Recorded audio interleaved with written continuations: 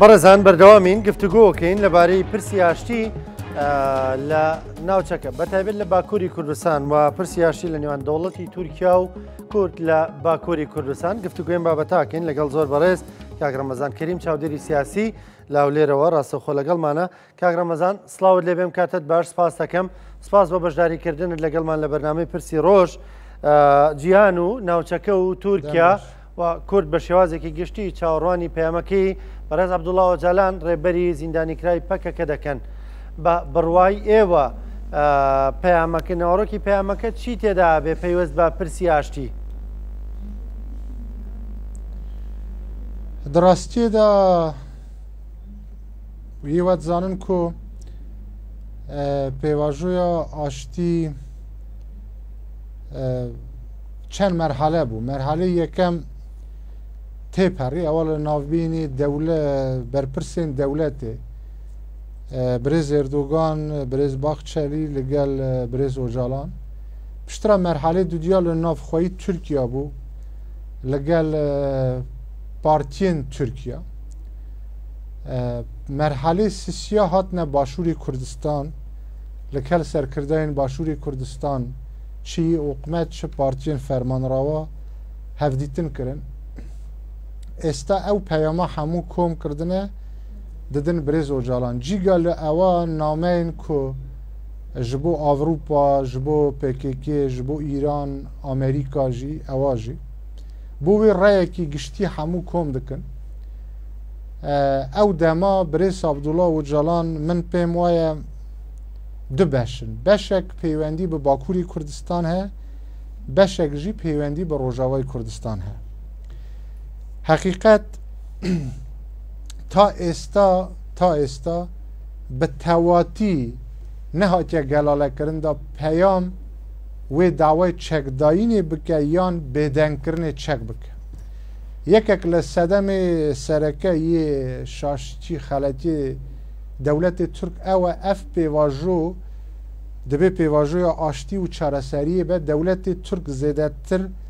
li ser du tişta radweste. Baş. Dike pêvajoya çekdayînê yê me zanim gelê Kurd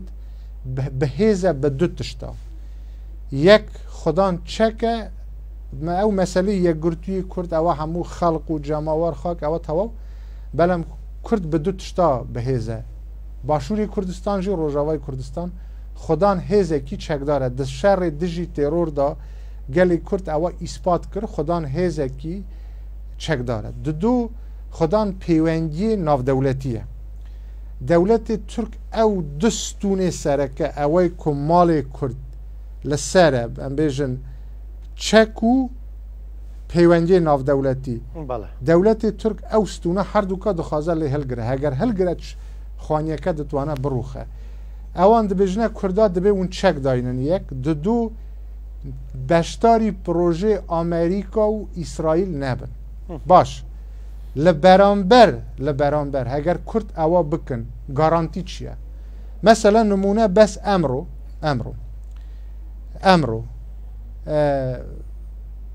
qayûmek danîne ser şaradariyê Qaxizman.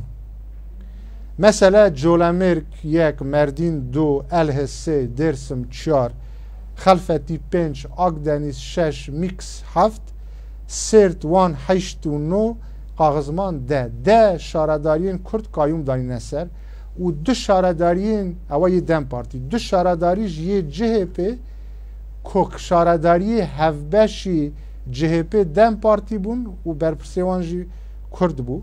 Yek ya Hesen Yurtê yek jî ya Pilûrê. 12 şaradarî qayûm danîne ser. Ew berpirsê Hesen Yurtê ku mezintirîn şaradar bû li nav şaradariyê Stenbolê. Ew ê din şer li Pirdê Qereqozaq li bendavê Tişrînê berdewam e. Ewna dixwazin bendamê Tişrînê bikine destê xwe çimkî bendavê Tişrînê stratejîk av û kerebe heta Helebû ta Qamişlo yanî bendavê Tişrînê bikine destê xwe da wekû ew e çar şar kirine destê xwe. Heger dewletê Türk meselê qayûm rawestîne yek Kak Ramazan şereke biwestîne dido û navê pêvajo bike pêvajoya çareseriyê wê demê wê ber bi pêş ve biçe. Belem sererê ewa hemû ewey min agadarim li pişt dergehê daxiraw ewey min agadarim لسر هنک مادین هفبش قندیل PKK یکیتی نیشتمان کردستان پارتی دموکرات کردستان حکومت هرین دم پارتی یعنی برز اوجالان یعنی سه سروکین پارتین مزن سروک اوجالان سروک مسعود برزانی سروک پاول و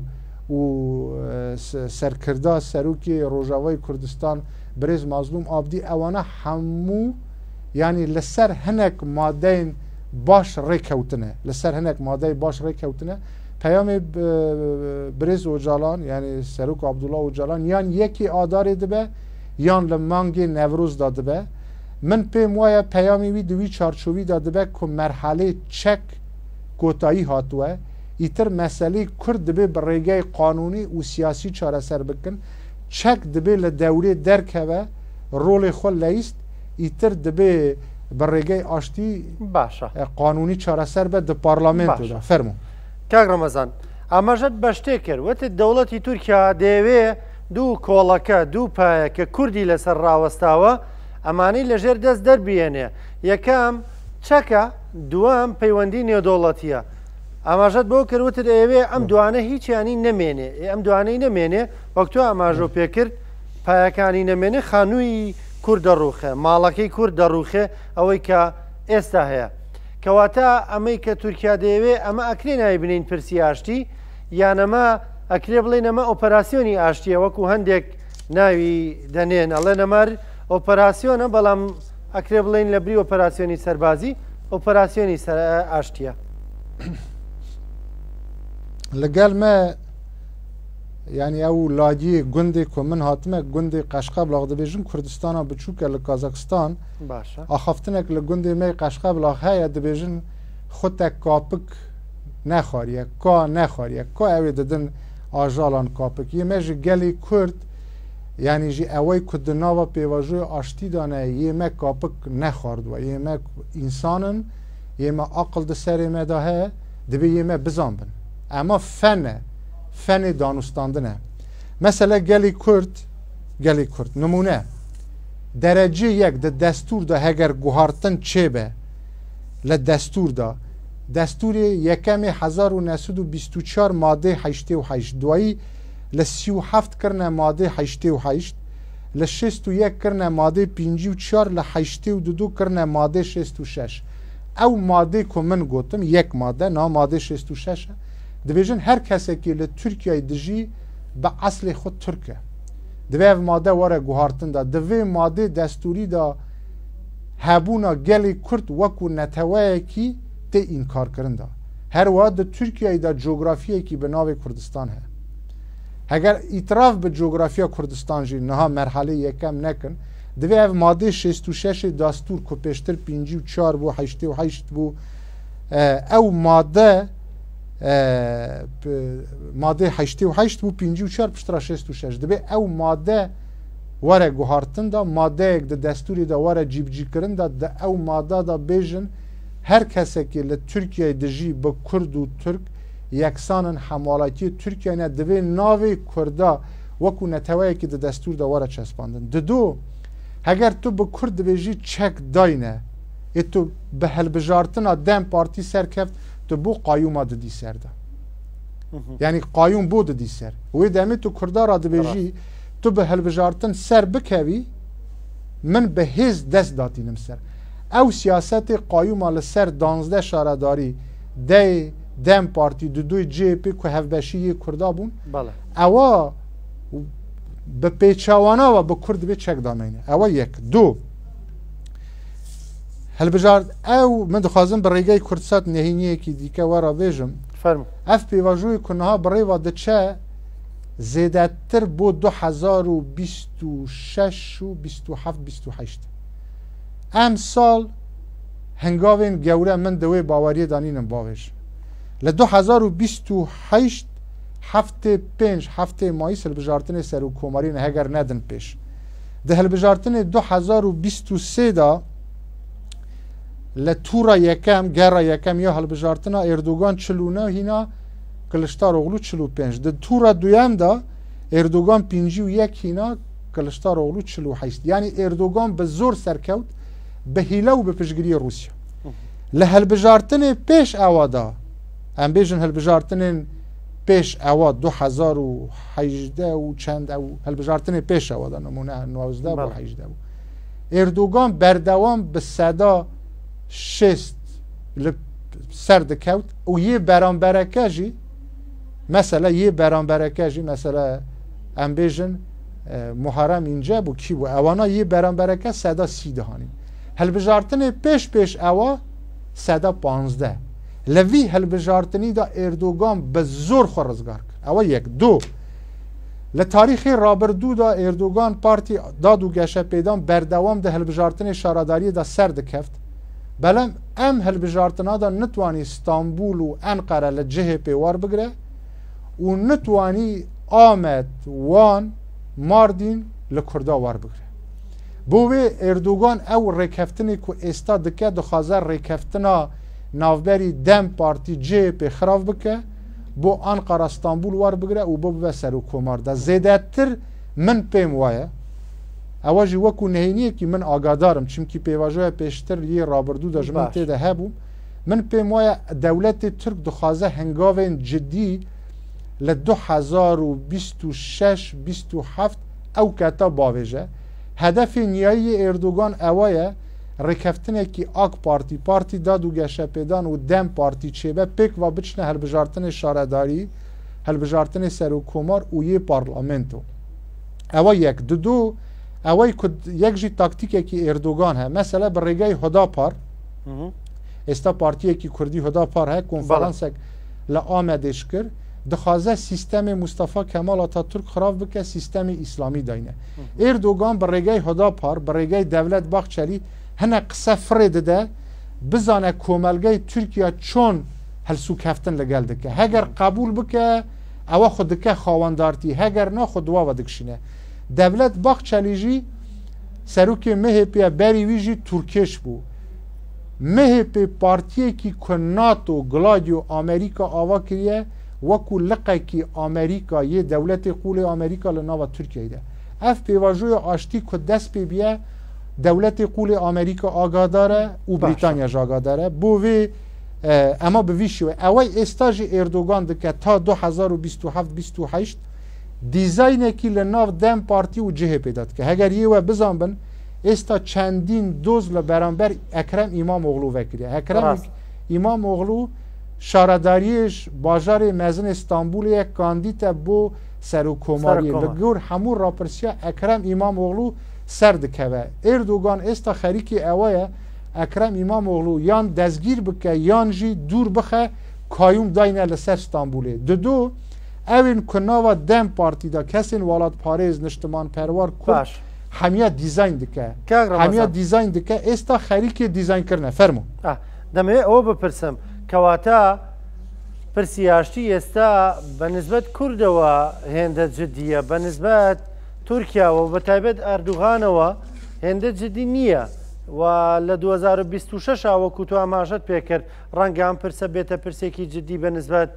ئەکەپە و ئەردوغانەوە ڕاستە هەگەر دوای پرسیاری وە سەر ڕۆژاواژ هەبە باس دکم ئەوەش مەسلەیەکی جدیە حقیقەت نام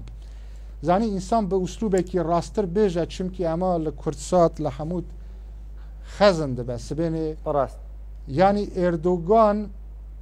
تەقفیم دانیە ینی جەتڤەلێک دانیە ساڵ بە ساڵ مانگ بە مانگ نا ئینسان بڵێ زۆر جدی نینە نا جدی نەبیە دەست پێ نەتکرد ئێردوگان زۆر بە جدی وەرگرتووە هەم خەتەریەتێ دەرەوە پرۆژە ئیسرائیل ئامریکایە ئیسرائیل لەسەر تورکیا خەتەر دمینە هەم لە ناوخواییدا پۆستی سەر و کۆمار لە دەست دەچە و لە دەست ئێردوگان بچە دەستگیر دکن و پارتی داد و گەشەپێدان ژی لە هەلبژارتنê داهاتوودا هەگەر پشتگیری کورد نەبە لە تورکیای کێشەیەکی ئابووری جدی هەیە بۆ وێ ئێردوگان زانە هەگەر لەگەل کورد ڕێک نەکەوە پۆستی سەر و کۆمار لە دەست دەچە و پارتیا داد و گەشەپێدان لە ئۆقمەت و لە دەسەڵات دوور دکخرێ و ئەوان دەستگیر دکن لە تورکیای بە ئاسانی پارتی دەتوانە ژناو بچە پارتی ئۆزال ئاناواتان پارتیên ئێجوید gelek پارتی مستەفا کەمال ئاتاتورک CHP لە تورکیا پارتیە دەسەڵات دەتوانن زوو ژناو بچن بۆ وێ ئێردوگان ئەوە زانە دو زانە کورد دەتوانن لەگەل ئامریکا اسرائیل ریک کردن اوان استا پوشمانن که دما بریز عبدالله و جلان دستگیر کرد 1999 من خمجی دوی هوا گریلا بوم هوایک اتمسفیرک نوا گریلا هبو که ترکیه بشک ترکیه عفو بکه بچن ترکیه استا زور پوشمان بود 2002 2009 2000 و حتی ده پیش روداوین سوریا بو عفو در نخست او کتا گریلا هگر جمار خود 10,000 بو استا ترکیه اوان بست کن بال سر ما حساب نبه اوان بست کن دبین استا پیکی که بس اوان هزین قصده یه پیکی لروجاوی کردستان به یه پیکی که زن دبین استا 200,000 چکداری وان ها بونه بشکل پنتاگون دولت ترک لرکفتن کردا لگل آمریکا اسرائیل و والاتین در و دترسه به تایبت استا هلویست ترامپ لبرانبر اوکراینا ماکرون سروکومار فرانسا دخوازه ببه سروکی چونکی فرانسا دولتی که خودان چکی آتومیه فرانسا وکو سروکی همو اروپا حسابه دوایی که بریتانیا جا اروپا درکت برگه برکسیت استا فرانسا خوب سروکی همو اروپا زنه یک دو دوسیه سوریا لدست فرانسا ده چونکی سایکوس پیکو فرانسا تیدا بو اوای سیام جی استا لهلبجارتن دون آلمانیا دا که 4 کرد جی بونه اندام پارلمنتو ایمه پیروزبایی دکن ل12 کردا مرس بو سروکی وی ببه سروکی آلمانیا مرس شی لگل اوای که اروپا کی بهش چه به اگر رکفتنا مرس و ماکرون چه به لورجی ناتانیاهو جی دون لسر دروزکان قصه کرد و پشگیری علاویا کرداجی دکه دولت ترک هگر لگل ترامپ جی ریک بکوه بلم ناتانیاهو ماکرون مرس اوانا دستبرداری کردان آبن و کرد جی بهزن هر وها دولت قول آمریکا هر وها پنتاگون جی صدا صد به قصه ترامپ ناکه روزانه چک بو کرد چن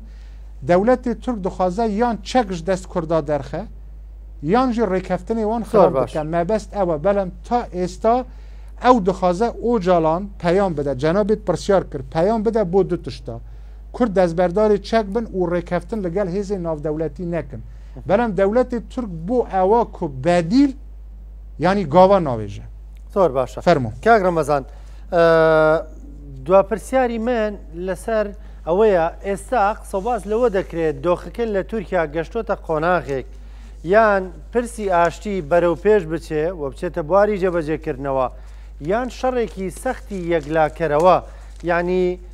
لە قۆناغێکدا نییە ئیتر پرسی ئاشتی ئەگەر جێبەجێش نەبێ بگیرسێتەوە و لێرە و لەوێ ناو بەناو شەڕێک خۆپیشاندانێک بانگرتنی شتێکی لەو یعنی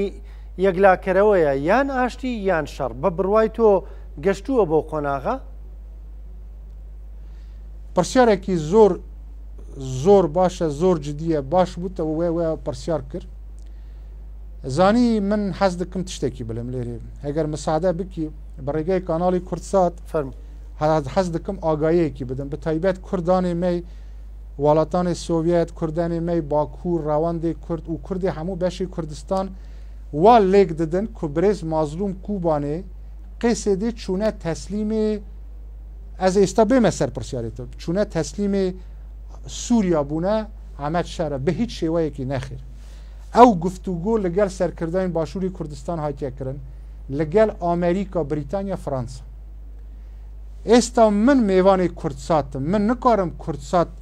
ئەو بۆ خۆ وار بگرم یعنی بە مۆبایلێکی من نتوانم تەلەڤیزیۆنێکی داگر بکەم کورد ئێستا قامشلۆ لە دیمەشق بەهێزترە ئەوە یەک هێزên کووردا هێزên چەکدار لە هێزên هێتێشێ هێزên ئەمەد شارا بەهێزترن دە ئەم یەکگرتنادا یەک بۆ کو تورکیا ئۆپەراسیۆنێکی ئەسکەری نەکە بۆ شەڕی کورد و هێتێشێ دیمەش چێنەبە بە پێچاوانەوە بە ئەم ڕێکەفتنا بە ئەم یەکگرتنا یێمە دبنە خودان دیمەش خودان سووریا دەما هێز لەگەل زعیف ڕێک دکەوە هێزەکە زعیف وار دگرە زعیف دچە ناو هێزەکە بۆ وێ دە ئەv ڕێکەفتنادا کووردا قەزەنج کرد بەلەم ناوێ معنەیدا کو مەسەلەی هەرەکەتی ژن سیستەمی ئیدۆلۆژیک هەرەکەتی ئەسکەری ناوێ ئەوە یەکگرتنا تەسلیمبوون نینە یەکگرتنێکی فۆرمالیتە و لەسەر هەنێک تشت مەسەلە پێش 2011 ببوورە پێش 2011 سووریا 380,000 بەرمیل دفرۆت ئێستا لە ئەو 380 بەشی هەری زۆر لە منطقەی کوردەکانن بەشی هەری زۆر لە دێرە زۆر حەسەکە و ڕقەنا لەگەل سووریا ڕێککەفتنە بۆ 15,000 بەرمیل بفرۆشن کە سووریا پێویستی خۆ بە 150,000 بەرمیلە ڕێککەفتنێکی ئابووری ئەسکەری ئەوەی کوچێبیە زۆر بە زیرەکانە نەبە وەختی خۆ چا سەرۆک مامجاوە سەرۆک مەسعود بەرزانی لەگەڵ عێراق ڕێکەوتن یعنی ئەم ڕێککەفتنە دزەراری کوردانینە تەسلیمبوونینە ئەوە یەک دوو ئەو پرسیاری هێوە کرد حقیقت هەگەر ئێردۆگان بێنە سەر باکووری کوردستان دیسە حەز دەکەم بزانن ئەو ڕێککەفتنی برێز مازلوم کوبانێ ئەمەد شارە دەولەتی تورک زۆر لێ رازی نینە بەڵام تا حدێکی رازیە چمکی هەگەر هێوە بزان بن گفتوگوی ئاشتی ناوبینی ئوکراینە رووسیا پێشتر لە ستانبول بوو ئەم جارە لە ئێریات سعودی بوو ڕۆلی گەورەتر لە ڕۆژڵاتی ناویندا ئێستا دانە سعودی نەکوت تورکیا ئەمەد شاراژی بە پشگیریا بریتانیا هات دیمەشق گرت مناڵی بریتانیەکانە ئەو ڕێککەفتنی برێز مازلوم کوبانێ و ئەمەد شارە بریتانیا لە پشت بوو ئەوە یەک ئێستا بێنە سەر تورکیا بەێ باش شار دروست بە دە مەسەلەی سەرۆک مامجەلال دە 1993 ناوبینی تورگوت و زال سەرۆک تورگوت و زال سەرۆک مامجەڵال سەرۆک عەبدوڵڵا ئۆجاڵان ڕێککەفتن سەر نەکەفت سەختترین شەر چێ بوو 9 4 5 6 7 20,000 کورد شەهید بوو یê خەڵقی سیڤیل 5,000 گوند سووتاندن و ئۆزاڵژی هاتە کوشتندا لە ساڵی 2013 سەر نەکەفت 7,000 کورد شەهید بوون باژارê سوور نووسەیبین و منطقەی جزیری وانە تەخت بوو ئەم جارە سەر نەکەوە بە 10,000 کەس دikarin شەهید بن گوند و باژار dikarin biroxin ئەوەی din هەگەر سەر نەکەوە ئەو تشتێک کۆ ئێردۆگان دەیە پێش خدا لە بەرامبەر ئەکرەم ئیمامۆغلو هەگەر ئەکرەم ئیمامۆغلو لە شارەداری ئستانبول دوور بخە ئەو کاتە CHP بێدەنگ نابە CHP و کورد dibin yek wê demê gelê Türk jî radber raperîn dike çimkî CHP ewa qebûl nake navberî CHP AK Partî ditwane şerê navxwayî dest pê be ewa yê we seda set rast dilên heger ema ser nekeve derecê yek Erdogan hinda dike min pêm waye baş Birêz Erdogan dibe li ser Firokexanî Silêmanî ewa hilgire yek li gel Yekîtî Niştimanê Kurdistan peywendiyê xwe baş ke û سەرۆکی یەکیتی سەرۆکی پارتی حکومەتا هەرێما کوردستان سووریا دەبێ وەکو واکیل هەگەر برێز ئێردۆگان ئەف پێواژۆیە ناوێ لێکە پێواژۆیە چارەسەری شەر ڕاگرە قایوما ڕاگرە ڕەوش و شەرتێ برێز ئۆجاڵان بگۆڕە دەتوانێت تورکیا ژی خۆژی پارتی دادوگەشەپێدان لە ڕووخاندن بپارێزە بەڵام هەگەر ئەوە نەکە هەموو تشت ژناو دەچێ ئەو پرسیاری وە ڕاستە ئەمە لەسەر ئێردۆگان دەمینە بە چ شێوەیەکی لەگەل ئەوە هەلسوکەفتن بکە زۆر بەڕێز بەڵام ئێمە هێویدارن ئەف پێواژۆ ئێمە هێویدارن ئەف پێواژۆ سەر بکەوە یەکژی ببورن ئەوە ئاخر تشت چاوە قەرەباخە چیا کۆمارێک بوو ژناف چوو ئێستا دەخوازن غازە ژناف ببن ترام بریار گرتیە هێزی توندراوەکان دەبێ لە ڕۆژڵاتە ناوین نەمینن من بە ڕێگەی کاناڵی کوردستان داوا لە پارتی دموکراتی کوردستان یەکیتی نیشتمانی کوردستان دەکەم بە زووترین کات ڕێک بکەون حکومەت پێک بینن چمکی gelek کۆمار gelek قەوارە هەنە لە ناو دچن هەگەر ئەv ڕێککەفتن چێ بە حکومەت زوو پێک بێ باشتر دەبێ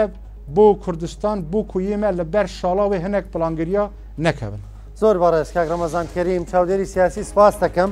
سپاس بۆ ڕوونکردنەوەکانە سپاس بۆ خستنە ڕووی هەندێک زانیاریش لەسەر پرسی ئاشتی لە تورکیا